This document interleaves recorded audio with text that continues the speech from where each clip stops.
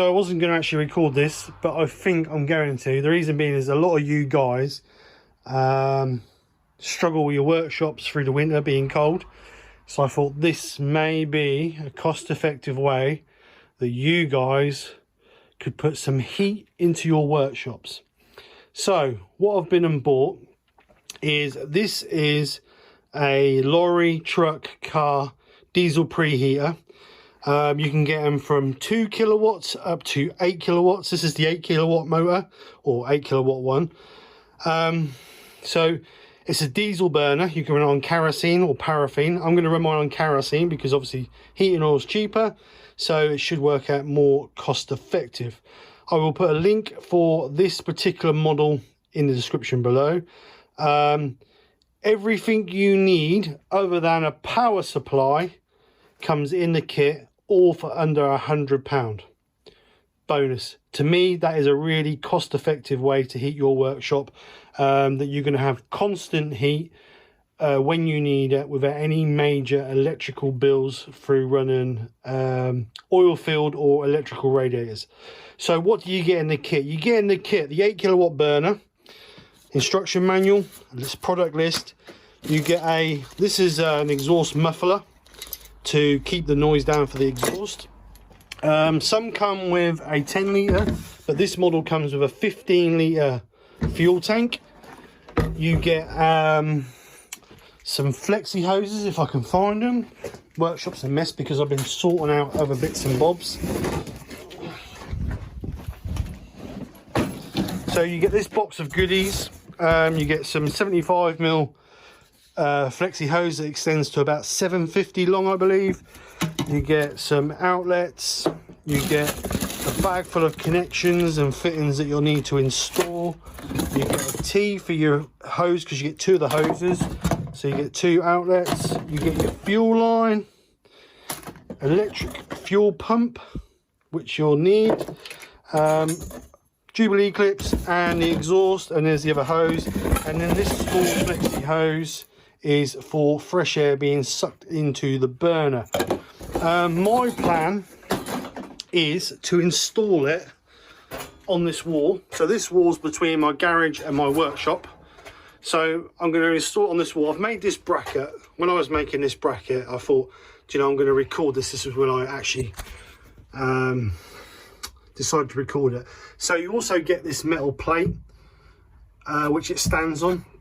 So what I've done is I've made this L bracket wall plate to screw between the noggins of the wall, and I've cut out the bottom. So I believe this one's the exhaust, this one is the air breather, and then your fuel line comes through there. So I've cut that out so there's no heat around the wood. The actual appliance, the actual machine itself, the actual burner, only gets to about 35-40 degrees when running hot, so it's perfectly okay to sit next to the timber. So what we'll have is we'll have hot air coming out of this end, as you can see the heat matrix in there, and then this end is the turbine which draws in fresh air. Now I've watched a lot of videos about this, and a lot of people don't have this end, the air drawing in, they just have fresh air coming in this end. But my thinking is, if you pipe the warm air going into the workshop and then you're drawing air from the workshop, once the workshop is warm, you're actually only topping up the heat for the air. You're not drawing cold air into there all the time, so in theory the burner shouldn't have to work so hard and therefore not use so much fuel. That's my way of thinking. Whether it works or not, I don't know. So we'll get this mounted and then we'll go from there. Progress so far. Air pipe in, drilled a hole through the outside. You can see it's dark outside now. Air pipe out there. I've put the exhaust pipe through, but it's resting on there. So what I'm going to do is I'm going to actually make a metal plate to go on the outside, so it's actually in the middle of the metal plate, so it doesn't actually touch the wood. So hopefully we shouldn't cause any burn or smouldering. And what I'll do is I'll stick a piece of, I've got some 25 by 25 mil angle, no sorry, 15 by 50 mil aluminium angle iron. I'll just put a little bit on the top there, just so that's actually not getting any heat.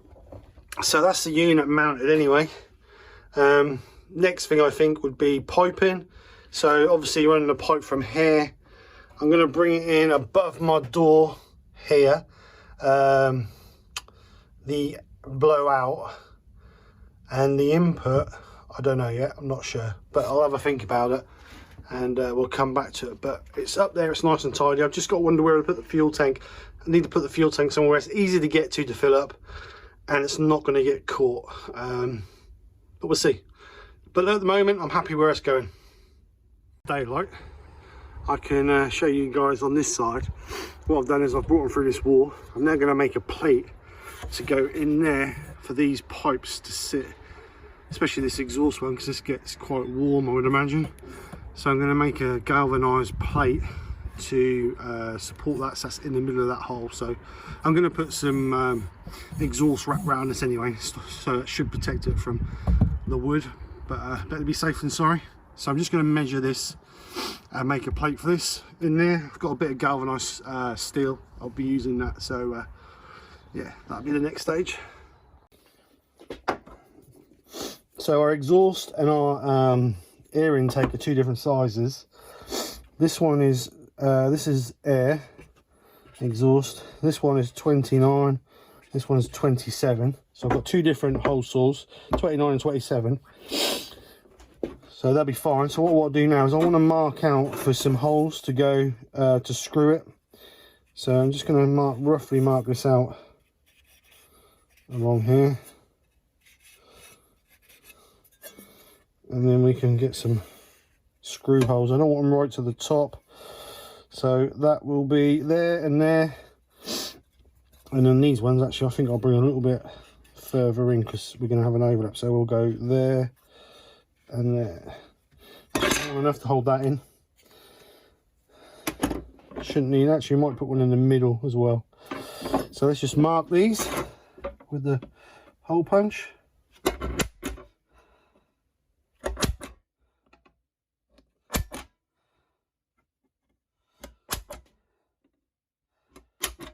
In there as well. Stop it twisting, and then mark our centres as well.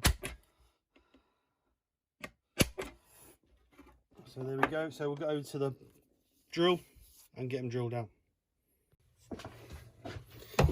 Right, so remembering when cutting steel, never hold the plate with your hands unless you've got really thick gauntlets on, because if that slips or that grabs, it's going to slice your hand. So I'm using a vice clamp to hold it. I'm going to use a little bit of 3-in-1 oil just to lube it up so that it doesn't slide all over the place and it cuts a lot more even. So we're going to gently cut through our steel first. Don't need loads of pressure, let the drill bit do the cutting.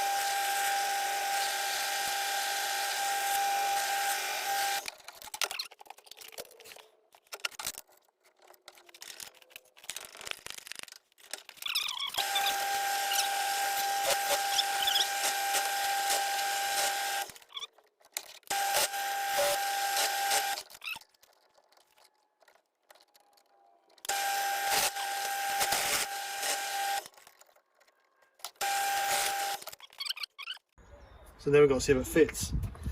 So small one, large one. Like I say, all this is designed to do is just to keep that heat pipe away from the wood. So what I'm going to do is I'm going to turn it over, see if that's better the other way, not that way.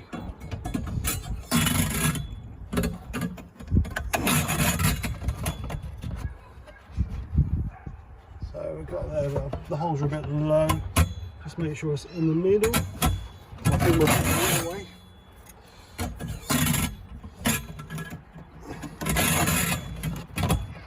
So we'll do it that way. Just check where that pipe is. So if we do the holes on the bottom edge of that, we should be fine. So edge, edge. So I want to be about there. So what I'm going to do is I'm just going to put a couple of screws in it, and I'm going to check on the inside to make sure it's right. So put one in there.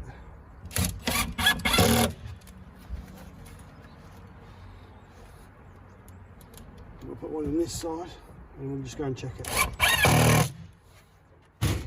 So I'm just putting or mounting the fuel tank. I found a place to put it. I'm mounting my fuel tank here. Admittedly, the fuel line's got to go up and over the door to there, but that's the safest place to put it so it doesn't get damaged.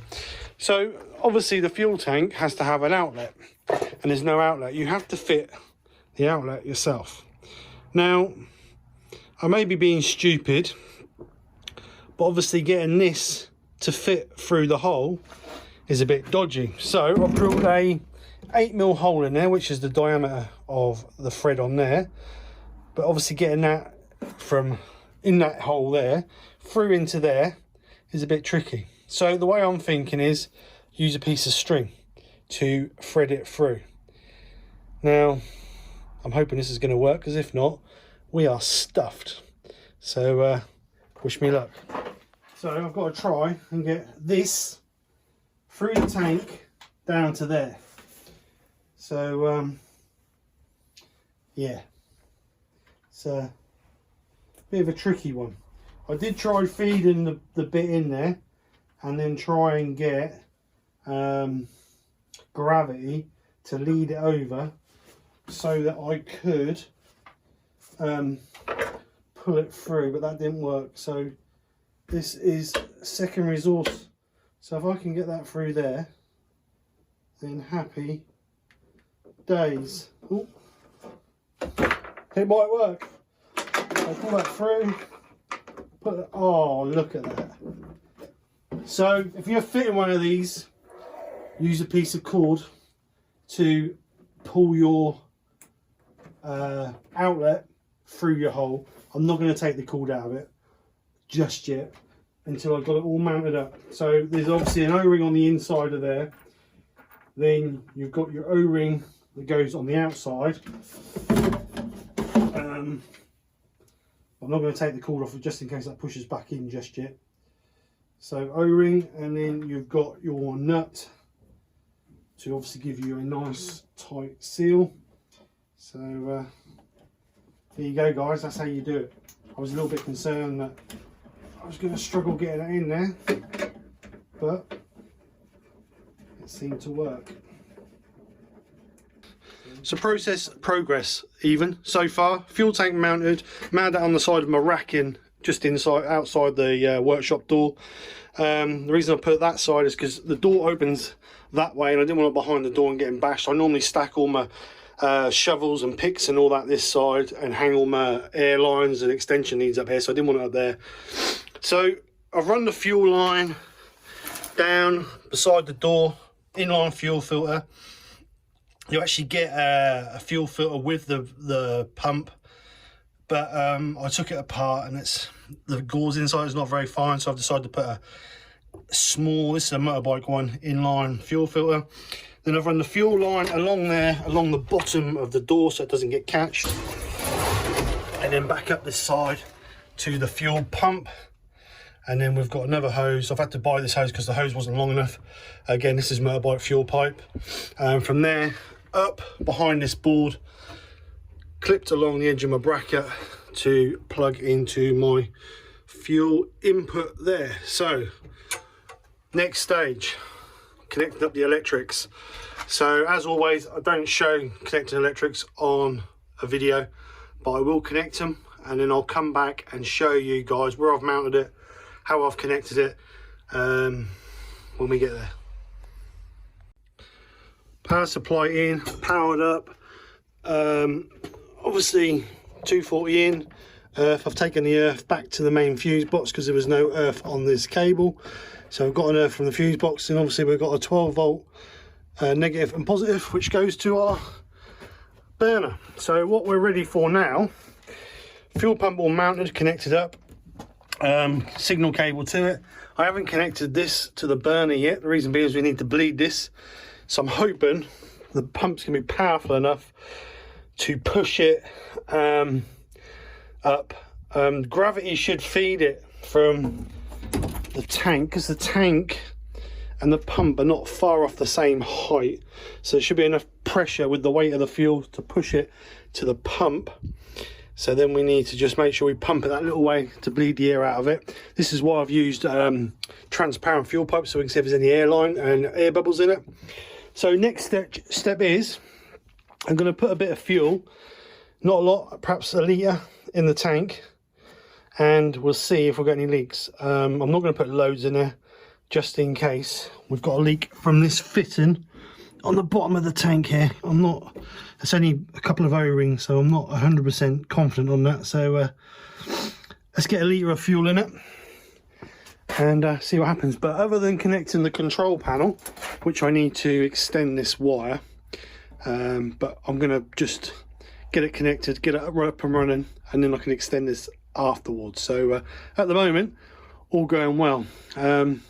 Hopefully in the next 10-15 minutes we should be able to run her up and see how it runs and how much hot air it chucks out. At the moment I've not done the feed to that. I'm waiting for some pipe to come for that, so at the moment we're just going to be drawing cold air in from outside the garage.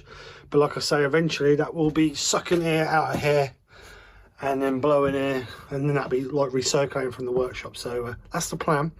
So let's get some fuel in and see what happens. I've put, as you can see, not a lot of fuel in there. Just going to leave it a half hour or so, and we'll see if we get any leaks from this union here. And if we don't get no leaks, then we'll I've got 10 litres of kerosene just to test it really, but we'll see what happens. I'll leave that 10 minutes, and then we'll try and get it around to the pump to get it fired up.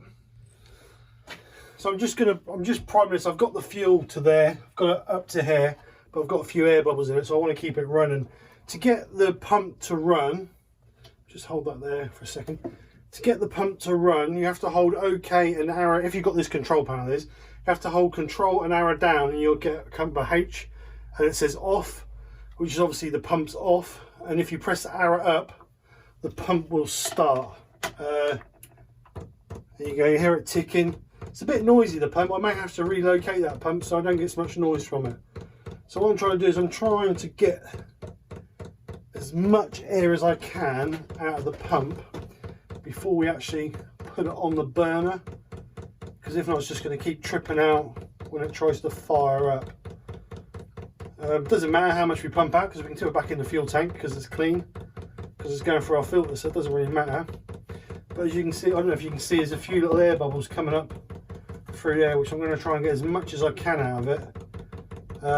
May have to do it 2 or 3 times before we get perfectly full line, but we've got a few little tiny air bubbles coming through there. Obviously there's going to be a bit of air inside the magnetic coil, whereas there's like a piston that goes backwards and forwards. That's what you can hear ticking. There's a piston go backwards and forwards, working on a magnetic coil. So we've just got to keep it running until we get rid of all these air bubbles really. Like I said, it doesn't matter because we can put it back in the fuel tank. So what I'll do is I'll come back to you guys when we've got all the air out of it, and we're ready to fire it up. Got the fuel, I've blended it about 4 times now. Got the odd little tiny bubble coming through it, but I'm hoping this I'm going to put up here once we get it up and running. But I don't want to do too much just in case I have to take it and bleed it again. But I'm hoping that the last little bit of air is going to be drawn out through firing it up and it running. So I'm going to just hang the controller here for now, because I'm going to extend it and put it in the workshop. So moment of truth, let's see if it fires up. So just press the power button and you should You can hear the turbine starting. You can see the red LED, the glow plug, which means the glow plug is heating.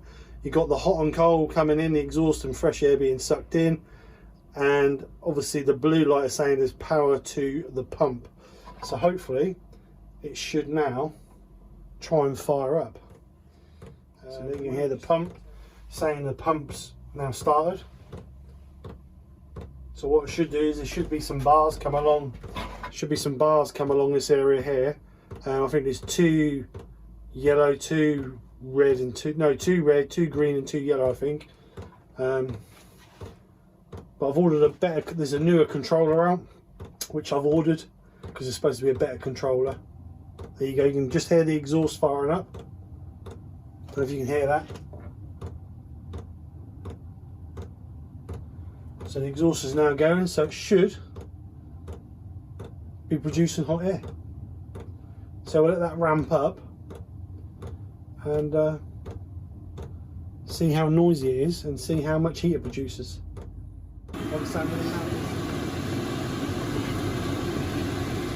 Been running for about 5 minutes now. Just going to do some temperature checks.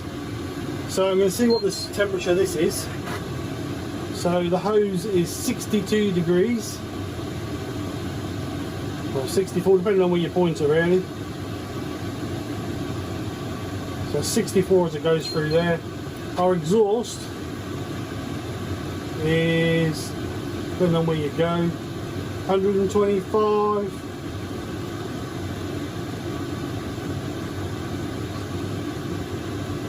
140 roughly where the outlet is. So obviously when we lag that, we're going to save a lot of that. The air intake is going to be cold. It's drawing in cold air obviously from outside or in the workshop or the garage at the moment, but obviously making it more efficient by drawing air from outside the warm workshop. So this has been running now and it's still on high power. So you can set this 2 ways. You can either set it with a timer, or 3-way, sorry, a timer. You can either control the pump or you can set the temperature as well. So we set the temperature to the outside temperature, which is 16 degrees. So we'll set the temperature to 16 degrees and the pump, that should start to slow down a little bit. And it's a little bit noisy, but it's running at full pelt at the moment.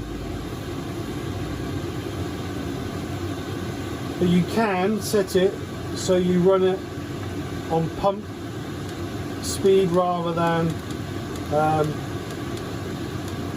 1.4 is the lowest though, and it'll run slower at 1.4 hertz, or you can run it on temperature. Obviously I'm going to run it on temperature when I get in there because I want to keep in the workshop at around about 17 degrees, and then I'll do it so if I need to I can turn up a little bit. But as you can hear now, it's starting to slow down because obviously we've dropped the pump speed. So we'll let that settle down and then we'll check some temperatures after that.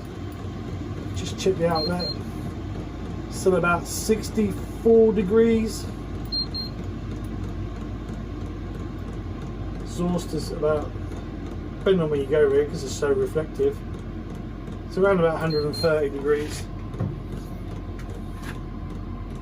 But the pump is so noisy. I need to do something with that pump because I can't cope with that banging away like that. That will absolutely drive me absolutely wacky. So I need to find a way of making that pump a lot less noisy.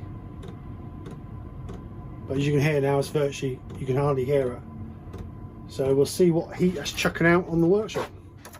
Right, so I finally managed to get the pipe work finished. So as you can see on the wall there, I've run the pipe through where it comes through the wall, along there, and an outlet there. And what I've also done is I've teed it off behind the CCTV monitor, and I run it all the way along that wall, through that wall, and then it comes in on there into a Y.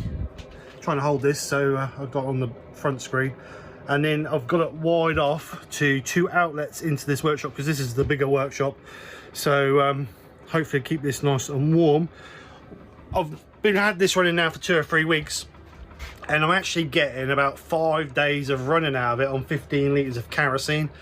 So it works out about £7 for 5 days worth of heat.